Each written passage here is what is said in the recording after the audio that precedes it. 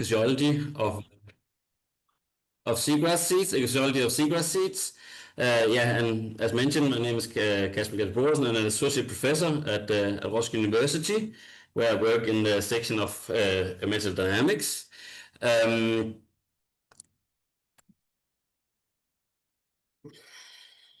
My PowerPoint is not working. No, it is. My talk here about the seagrass seeds would be with a special focus on immature Zostera marina seeds and their maturation. To those of you that don't know, Roskilde University is a rather young university in Denmark. It's only about 50 years old.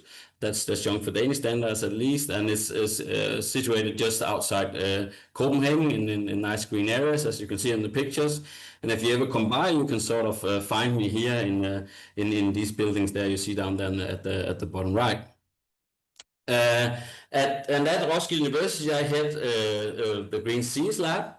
What we mostly works with is how changing environmental conditions, so it's like immense pollution or climate change or eutrophication and stuff like that affects seagrasses, both in terms of the photosynthesis and respiration, but also a lot of in terms of a lot of the biogeochemistry that takes place around seagrasses. So we focus, for example, a lot on the interaction between the plant and its surrounding environment.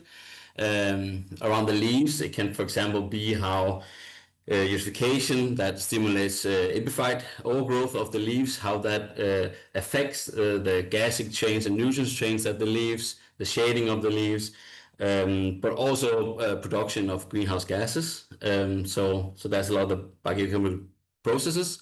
And then there's also traditionally works a lot in the rhizosphere.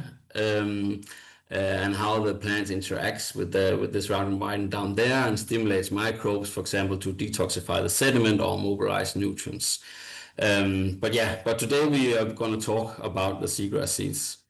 And as most of you already know, seagrasses are flowering plant living completely submerged in the ocean, and compared to macrophytes or kelp or algae in general, seagrass has flowers and has rhizomes and roots that they use to absorb nutrients, for example, from the sediment, and then they produce these seeds that we know from land plants. These seeds are produced in these reproductive shoots where we have the male and female part. So you can see all there on the right. Can you see my cursor actually? Yes, Kasper, we can. Yes. Okay. So there you can see sort of and the upper one, the A here, that's the male part, right, of the reproductive shoots, and then you have the female below here, and this and then these spaces that we see the production of the seeds. And actually, in my journey about all this starting working with seeds, because I traditionally worked with adult plants, was I think it was back in Singapore at the Seagrass conference there, where we started sort of talking a bit about it. And then when I came back home, I was sort of looking a bit on the internet and googling around, and then I found this Time article here about from this 3-star Michelin chef in Angleon that talked about seeding the ocean for a quest to harvest rice from the sea. But he's then, I think it's south of Cadiz. He's planting some, having a lot of plants, and from that he is then harvesting the seeds and want to use this at his 3-star Michelin restaurant. And he, for example, at some point, and this is from the article, walked up, down there at the restaurant and had some article from Science back from 1973 that documented this diet of the Seri hunters and gatherers of Sonora in Mexico, that they have been eating eelgrass for generations, and that they were sort of and these seeds, they required this process that we know from rice and other things, and also they had a very rich nutritional profile with lots of fiber and omega-3 fatty acids, and then it was gluten-free. And he also was a lot of talk about the texture of them, that it's the grain pops on your tongue like caviar, and he called it a love child of rice and quinoa with a gentle saline undertone. And then also talked a lot about all the things that could be made from them: oil, sake, and flour, and bread, and even Zostera pasta. Um, and finally, he sort of ended up with talking about that it's that it was a really interesting thing that you can take this jewel of the Bay of Cadiz and just make more of it. It could be this food of source of this source of food. But it could also protect against erosion and be a weapon against climate change, where you didn't have to use herbicides or pesticides and water and stuff like that. So that sort of got me a bit interested in this. That was a very nice story.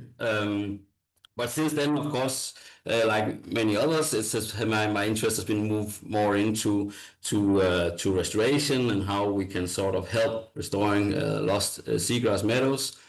And in Denmark, like other places on the northern hemisphere, but also southern, we have lost about 70% of the seagrass meadows since the 1930s due to wasting the seas and human activity and climate change. And therefore, and as we know, this seed-based restoration has this potential to restore a larger area and increase the diversity of the meadows, and thereby also the capability of these restored meadows to adapt to future environmental changes. So of course, my interest has moved a bit more towards that and how to sort of support this seed-based restoration attempt. Because of course that can be an effective way of extracting CO2 from the atmosphere. However, as most of you also probably know, there's a bottleneck with using the seeds, and that is the low generation rates, which often are far below 1%. And therefore, sort of my main goal of my research here, working with seeds, was to get a better understanding of the seeds ecophysiology, to optimize these germination rates and thereby the success of seed-based restoration attempts. And sort of the first hypothesis that developed was that the seeds must have this sort of a small internal oxygen reservoir that supports germination in anoxic sediments, because seagrass grows in anoxic sediments. As normally, seeds need this light and water and oxygen to germinate. And for that, I sort of used a lot of these techniques that also was talked about just before. So a lot of the methodology I generally use. So first of all, using some PAM imaging, and to those of you that's not so familiar with that, I will talk a little bit and describe these different techniques in the next slides. But there was sort of a novel combination of this PAM imaging, both traditional but also on a microscope, where it's attached to a microscope. And then also some custom-made oxygen uptake systems, where we employed these oxygen-sensitive sensor spots. And then also more traditional planar uptake oxygen imaging. And all that was of course used to determine the oxygen microenvironment, but also the potential photosynthetic activity of these development seeds of seagrasses. And remember this here, like I have focused on Zostera marina eelgrass, because that are the species of seagrass we have here in Denmark, or at least close to Roskilde University.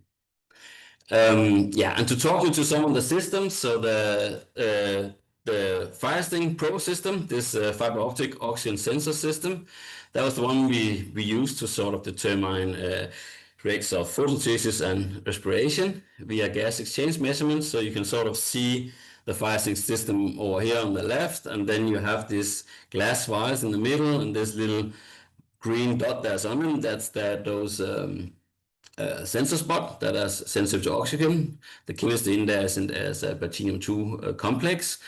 And then we have a fiber attached there. And then we can basically read out the oxygen concentration from inside the vials, which are closed. And how the sensors work is basically that the system sends out this red light source to the sensor spot, and there This is an excitation source, and then the sensor sends back, they get excited, and then to get back to the ground state, they send back, this infrared emission, which then can be detected by an infrared detector in the system. And then if you look on the left where it says low and high oxygen, in the presence of oxygen, so this excited state or this excitation is actually sort of transferred to the oxygen molecules, so they get excited. And then when they want to go back to ground state, they do not send out this fluorescence or luminescence. So basically, the signal from the sensor is quenched by the presence of oxygen. So when you have a low oxygen concentration, you have a lot of signal coming back. Here in this case, it's near infrared emission. Whereas if you have a high oxygen concentration, there's less emission coming back to the sensor. So that's sort of how the sensors work. And we use that to measure photosynthesis at increasing light intensities. And this is sort of what you see here. To those of you that are not so familiar with measurements of photosynthesis in seagrasses, you can sort of see this PI curve. That is sort of the green curve here that you can see. And you can see on the y-axis, this is net photosynthesis, and then on the x-axis you have the irradiance. And from these measurements, for example, we can determine the respiration down here. So that's of course the measurement in darkness at a photon radius of 0 microphotons per square meter per second. And then in the light limiting phase here, the first part of the PI curve, we can use the slope here, alpha, to determine the light use efficiency. And then, of course, as you move up and see that the curve is saturating, that's where we can then extract the Pmax out here on the y-axis. And then when we take the interception between the alpha and the Pmax, we can then determine the onset of photosaturation down here, the EK. And we can also determine the compensation radiance, which is at y equals 0. So that's basically where the oxygen produced by photosynthesis just meets the respiratory needs. And that, of course, can tell us a lot about how the food system is working. You can see some of all the photosynthetic terms here in this table. And then, of course, this is measuring net photosynthesis. Then to get the gross, we just add the absolute value of the respiration. And then we often fit when we have these measurements, because we of course don't have measurements at all radiances, but then we fit our measurements with this exponential saturation models described by Webb and Spelling et al., where Spelling is used for net photosynthesis because it has a term R that accounts for the respiration compared to the Webb.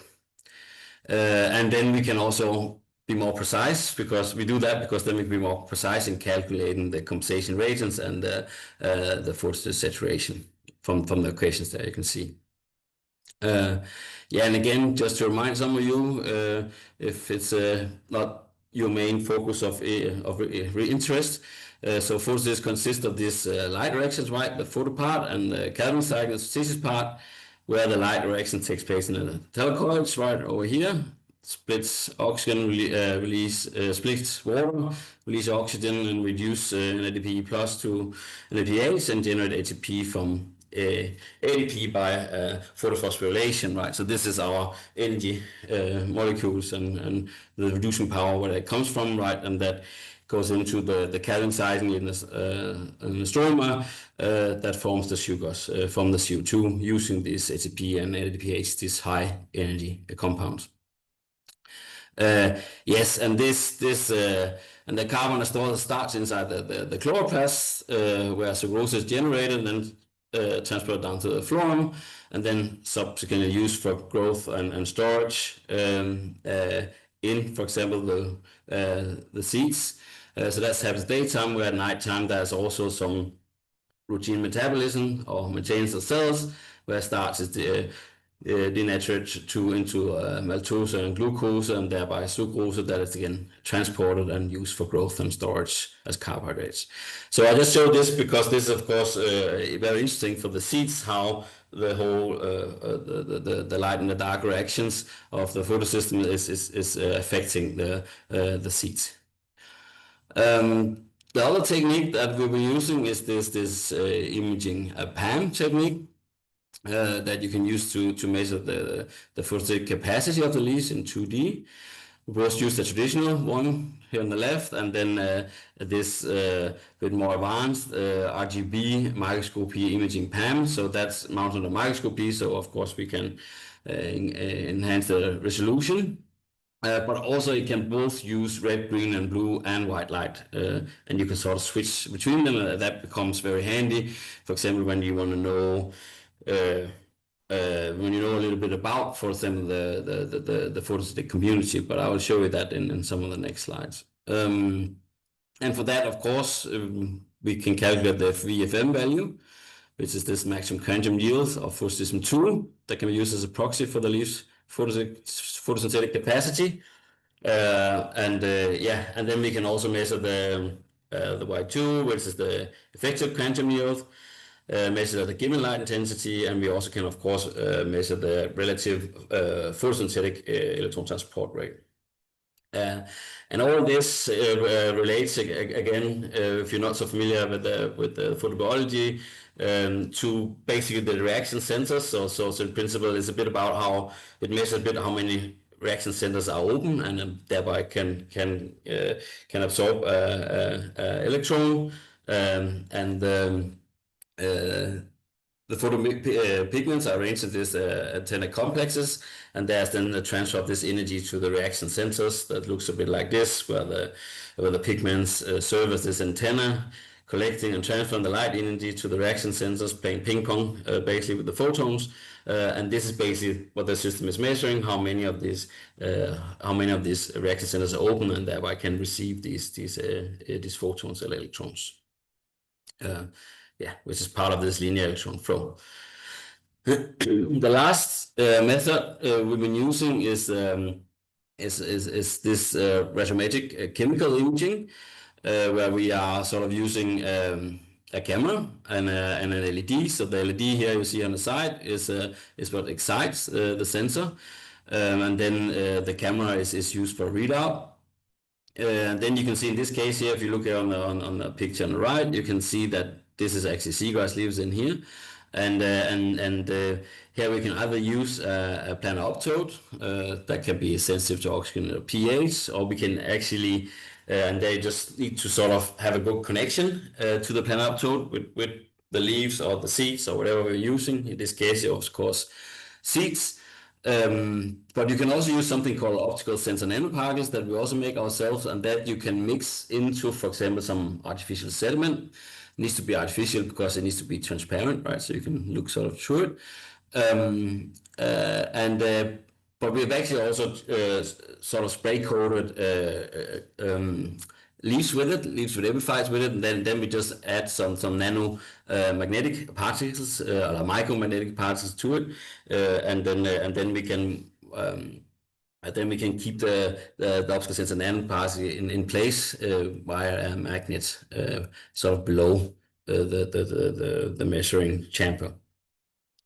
And just to show you sort of a bit how it works here, so here you can see this is sort of from an old study back in 2015, where we added this optical sensor nanoparticles into a transparent artificial sediment that we then poured around the roots of a seagrass, and then we could sort of seal the chamber, and of course keep the leaf moist.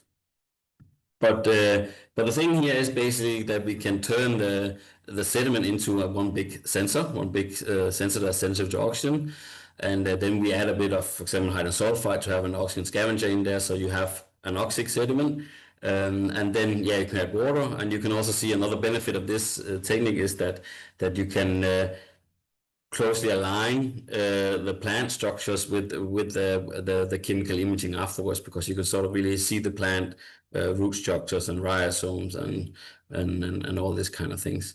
And then you just put in a setup, as I said, with an LED and a camera, and then you can get this readout. And then that's sort of how it looks like. So the camera, you have the camera for the readout, you have the excitation LED, you have this oxygen and pH sensitive plano-optode or optical nanoparticles, and then you have a PC that sort of controls the systems. And then you split the images into the red, green, and blue images. And then you use a ratio between the red and the green images for oxygen. It's blue and red for pH, for example. But that is because the green is the emission from an inert reference dye inside the chemical, the plano-optode, and the red channel is the emission that is oxygen sensitive from the indicator dye. That is this platinum complex, and is creased in the presence of oxygen. So therefore, basically, you can get this. You can relate a known oxygen concentration, and then you can calibrate these images basically. Yeah, and we used that in previous studies to make oxygen visible around the roots of seagrasses. Simply you can see here, there's a study back from 2015 in Medical Science and Biology, where we showed how seagrasses releases oxygen from the root structures. You sort of have the plant there on the left, and then this color-coded images on the right, and you can see it's possible to precisely align the chemical images with the plant structure in the sediment. And that was just, for example, one of these ways we showed that seagrasses do not only release oxygen from the root tips, but also from the root shoot junctions and the rhizome area, for example. And as I said, there was also coated leaves with it, where we then placed them on top of this magnet so we could measure on the floor. And we've been able to use that to determine the oxygen concentration in the seagrass phyllosphere, and how that changes with light and dark, and sort of the gradients towards the leaves and so forth, and chemical hotspots. And we've also been using it for pH measurements. But that was just to sort of tell you a bit about the methodology we used. So now we move on to the results. And for me, like there's this saying that like when all you got is a hammer, every problem looks like a nail.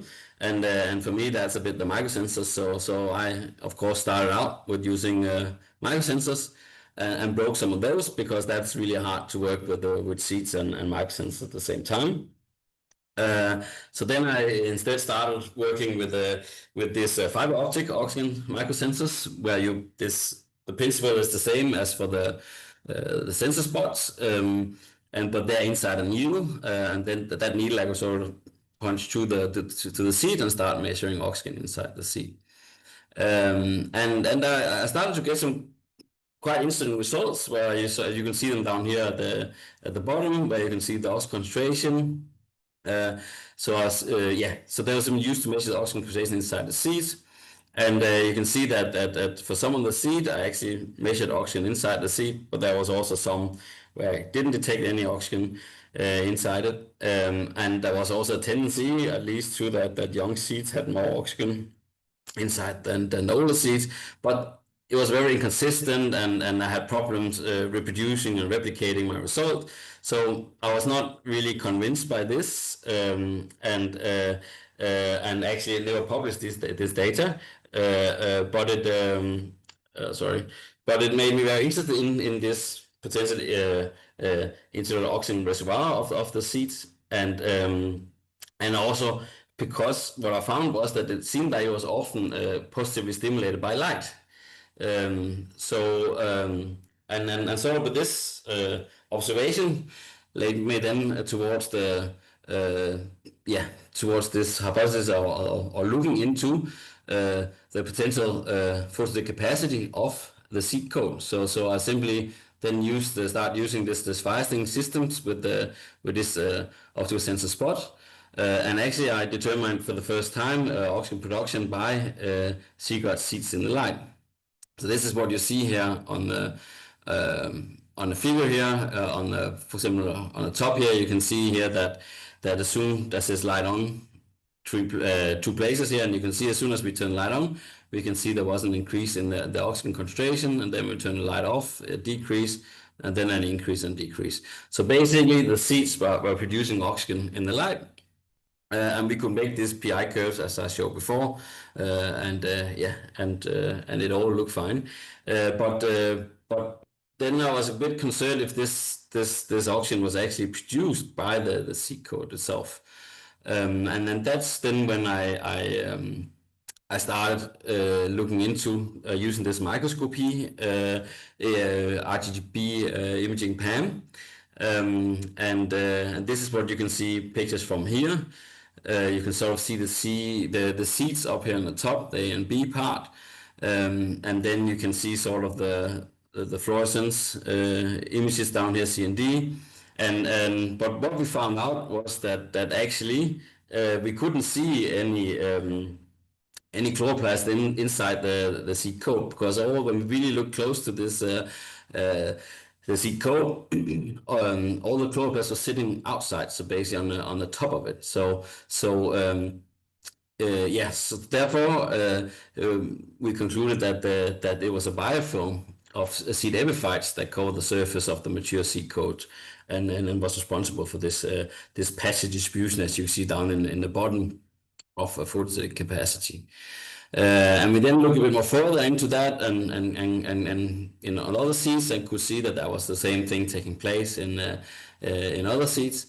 But then we were of course also interested in what are these epiphytic phototrophs that sits on the seeds, and for that we use this RGB fit function that is in this microscope imaging PANC system to sort of investigate the composition of the seagrass seeds epiphytic microbial community, and that is sort of based on this fluorescence excitation spectra that is changing due to absorption of different photopigments, and then when we know which photopigments did they have, we can sort of use that.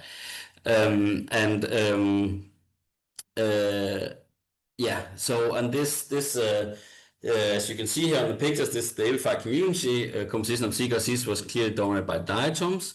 So when you see this color-coded image here, you can see the yellow indicates diatoms, whereas the blue is cyanobacteria, the green is green algae, and the red is red algae. And you can see over here on the B and D panels that we have a bit of blue and green here, so a bit of cyanobacteria and green algae. But these images are without diatoms, and then as soon as we add the diatoms, as you can see over here on the left in A and C, you can see that a lot of a lot of the epiphytes on the seagrass seeds was diatoms. So the epiphytic microbial community is heavily dominated by these diatoms. And sort of to confirm and support these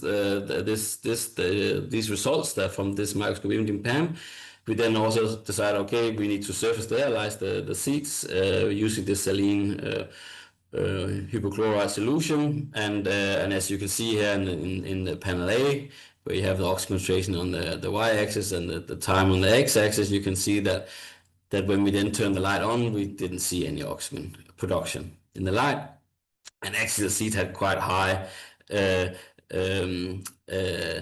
respiration during darkness. So these surface mature seeds showed no photosynthetic capacity and activity.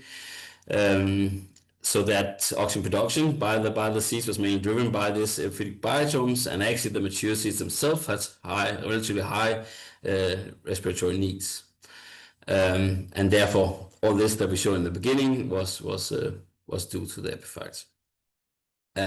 So therefore we sort of our original hypothesis about that the seeds had this internal oxygen reservoir to support this germination in anoxic sediments was sort of rejected, or at least if there was no epiphytes and lightability. And then we moved on a bit to a new hypothesis that was a bit more about the seed shed. And this is this green part down here, and that is actually photosynthetically active and support this maturation of seagrass seeds by alleviating this interseed hypoxic stress conditions and enhance this by synthetic activity of the developing plant embryo. Again, we use the PAM imaging, and that quite quickly revealed that there is definitely photosynthetic capacity in these sheds covering the seagrass seeds, as you can see up here in A. This is sort of a color-coded image again, and the VFM value of the seeds here is about 0.6. So that's actually quite close to what we traditionally call healthy seagrass leaves. That's about 0.7 to 0.8.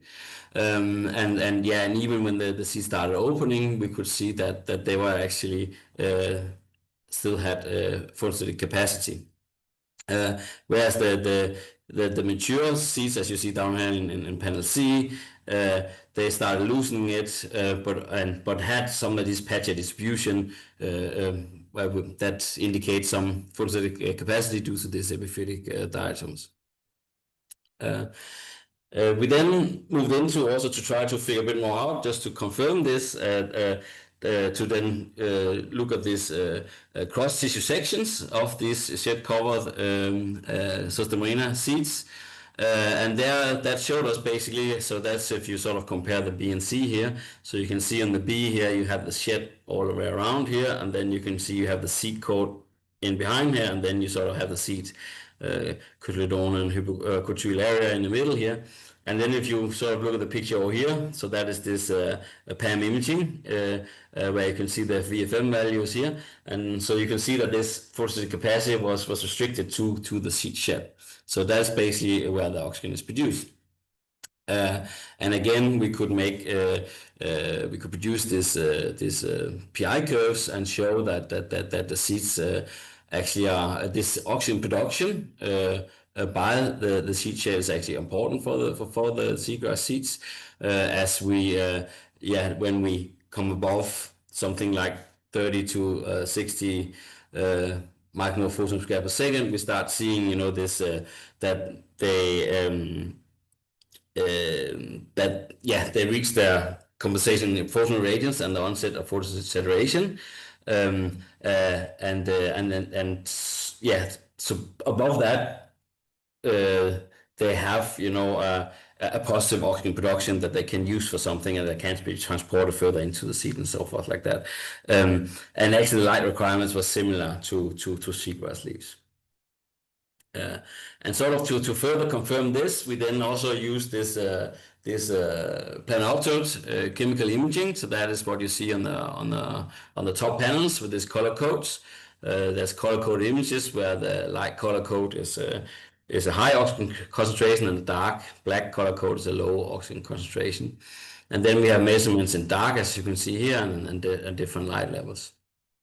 And then what we found is that this photosynthetic activity of this seed shed actually resulted in an increased internal oxygen concentration in the center of the seeds. And that could actually increase the oxygen concentration about 5 times in here. So from very low levels to about 5 micromolars per liter to around 30 micromolars per liter. And that is, of course, very important because that enables enhanced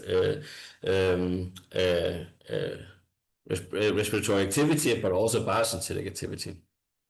And what you can see down here on the panels here is basically these cross tissue sections. So if you look here and down in D, you can see that you have the black lines here are the measurements in dark, and the red ones here are the measurements in light.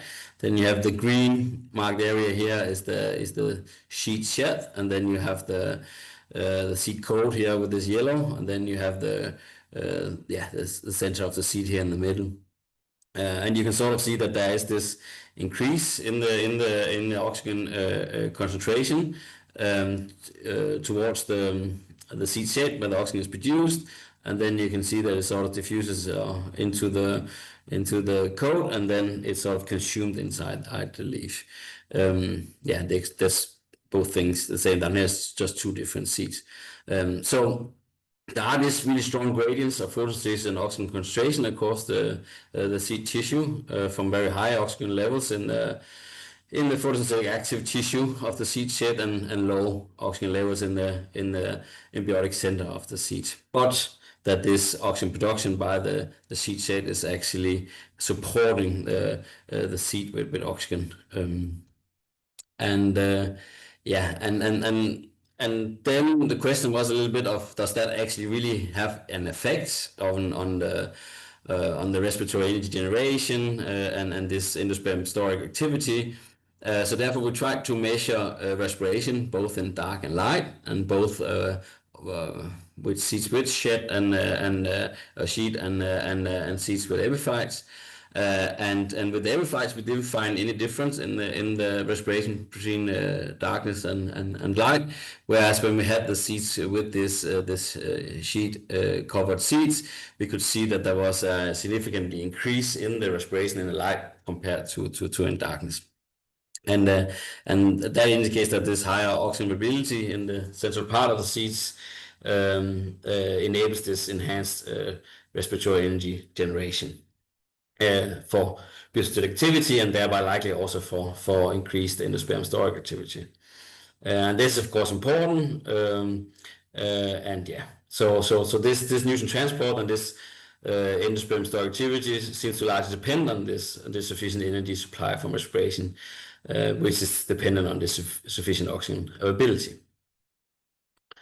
Then we thought about, okay, so that was a very interesting findings. But we also wanted to test a little bit, okay, how about temperature?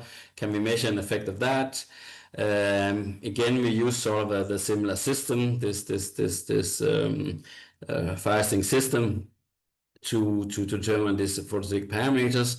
And as you can see over here on the figure, where we have the gross photosynthesis on the y-axis and the irradiance on the x-axis, we can see that actually the rates of gross photosynthesis increased, both of course with increasing photon radiance until saturation, but it also increased with temperature. So you see the red one here is at 25 degrees, whereas the blue one is at 10 degrees. So we had an increase in photosynthesis with temperature, which of course makes sense because yeah, temperature generally positive affect photosynthesis for various reasons.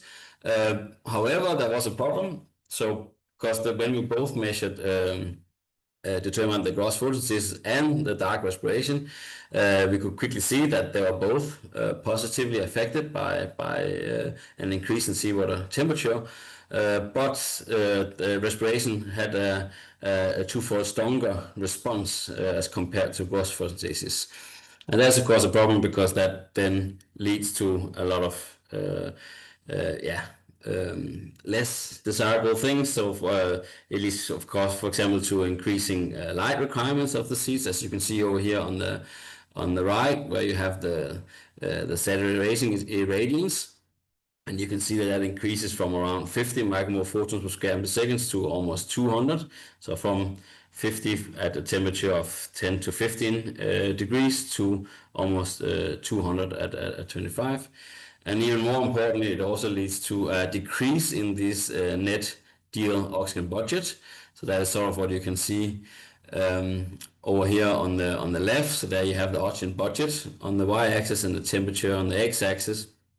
And you can see that with temperature, you have a strong increase in the oxygen budget from about -5 to over 100 nanomole oxygen per milligram wet weight per hour of the seeds. And that's of course important because that will lead to this reduced biosynthetic activity because there's they have a negative deal oxygen budget.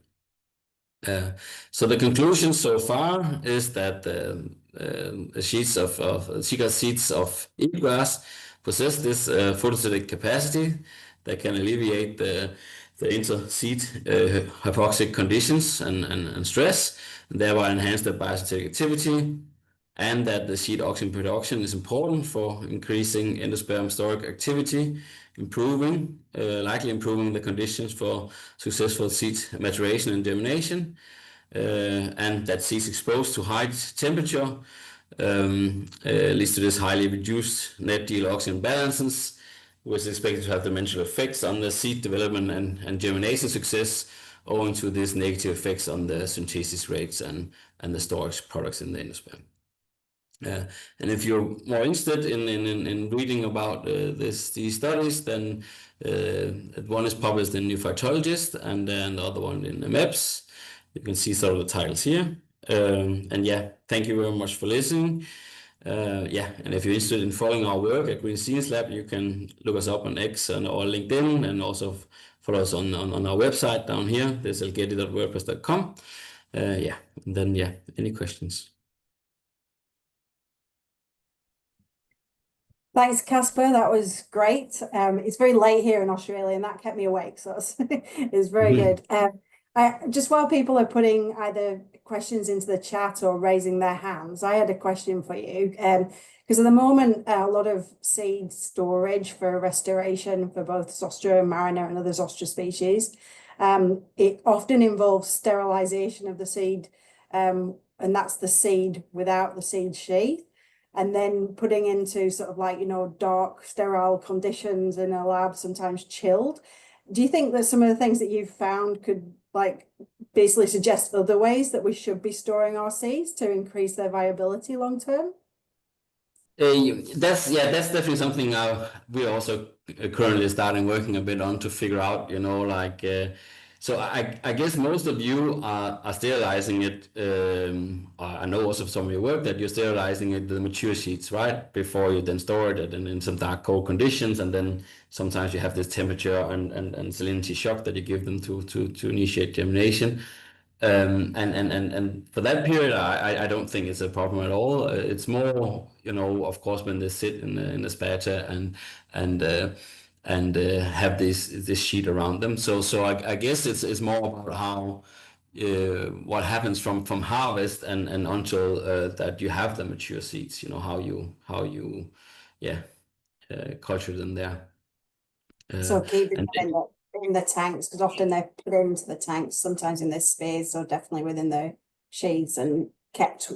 The important thing there is keeping them in the light and allowing the photosynthesis to occur. Yes. So that is at least what these two data sets points towards. That it's important to keep them in the light doing that part of doing the maturation part, right? Awesome, thank you. Do we have any other questions? I'll just check the chat. I don't think there's any in the chat, but if you do have any questions, please could you raise your hands online? Search. Any questions? I can't see any in the chat, so if people have put it into the chat and they're wanting to, and I'm not seeing it, then please just speak out.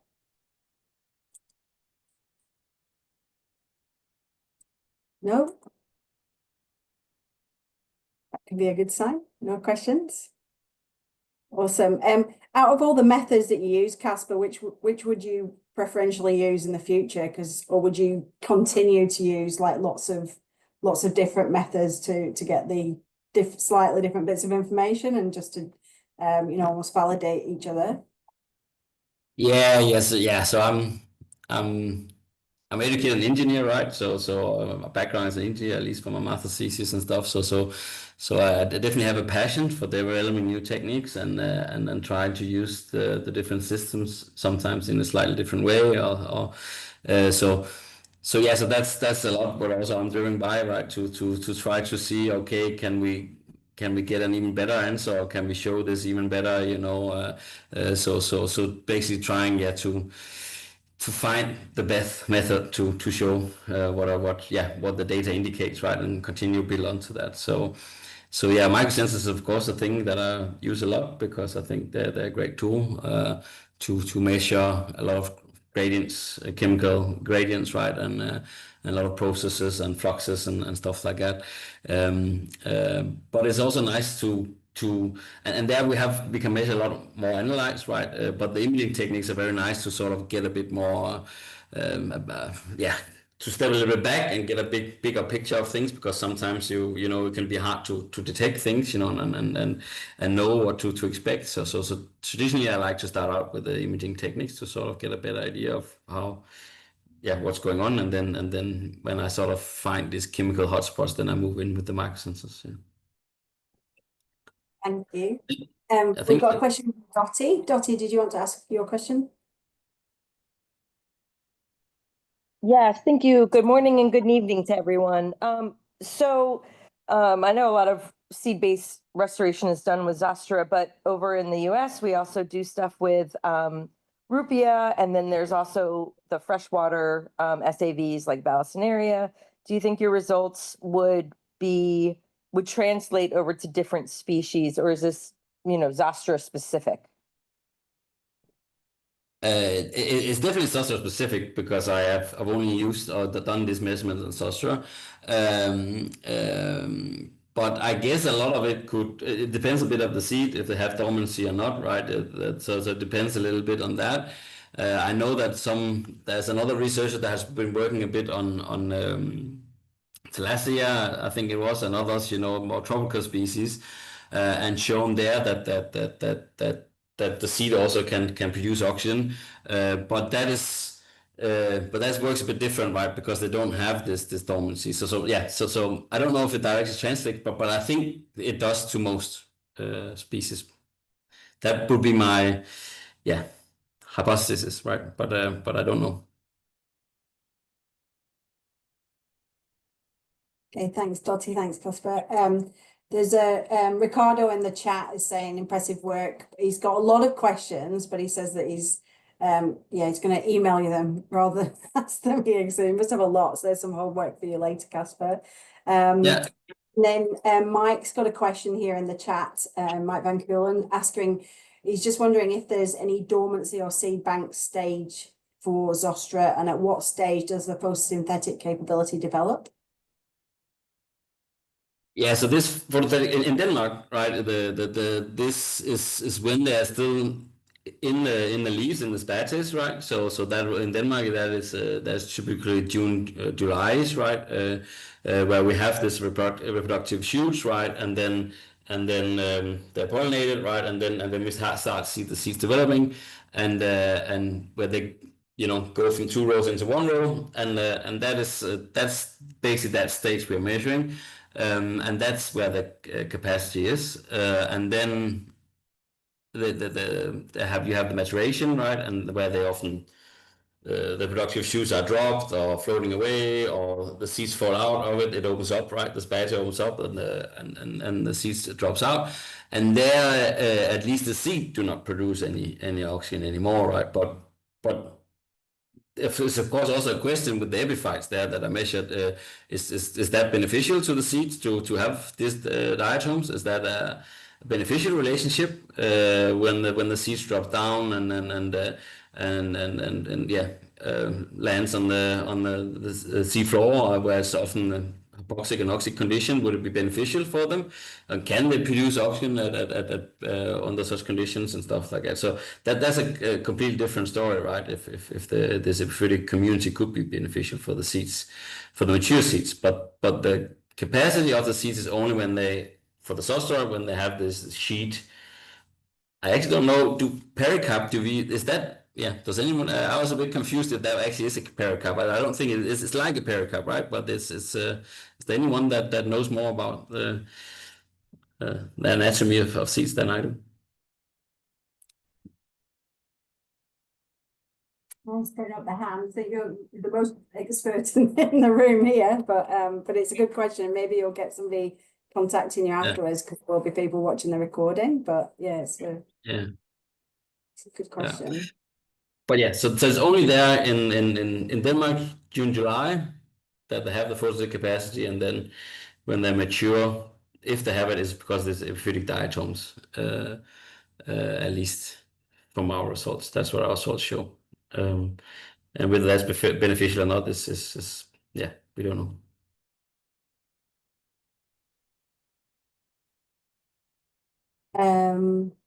Oh, hang on. Jessie said that she would need to review till a 1957 paper. And Okay. that's oh, there's one more question. Sorry. In restoration terms, how would you store the seeds and for how long to avoid photosynthetic reduction or so? If they're in the dark, would that be harmful? I guess it's going back to the question I asked, but is there anything else you wanted to add to that? So yeah, how long would you store the seeds and for how long to avoid photosynthetic reduction? Yeah, but of course that's I guess it's dependent on where you are located, right? But in Denmark, what we, for example, are doing now is that we when we harvest the productive shoots, we then take them in, but then we leave them out there in shallow waters, right? In some meshes, so they have natural water with nutrients and that's oxygenated coming in, does some picks or something in there, and then yeah, and lots of sunlight, and then we leave them there until the seeds has maturated, right? So and then we have something collecting the mature seeds underneath, and then we bring those mature seeds on land and into different installations. And there, maybe it's most likely, at least that's what also I found, beneficial to do some sterilization of the leaves there before you keep them in dark and in cold conditions, right? Because else you also tend to have a lot of other things that starts growing on the seeds and starts degrading them. Yeah.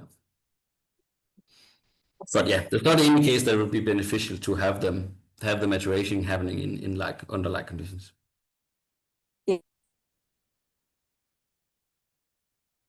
Thanks, Kasper. Any last questions? We've got maybe time for one more, but we're getting near to the end of the time here. So just one last chance.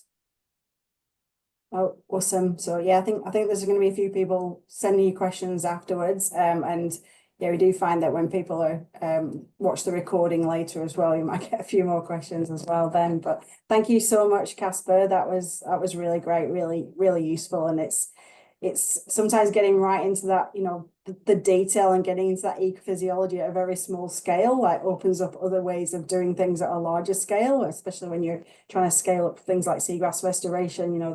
There's often things that people don't look at. So it's great to have people with your gadgets, like really getting into the detail of it and providing that information to everybody to apply. So yes, just all join me again thanking Kasper for a great talk, and enjoy the rest of your week, and we'll see you at the next seminar. Thank you. And you too. Yeah. Thank you. Thanks, everybody.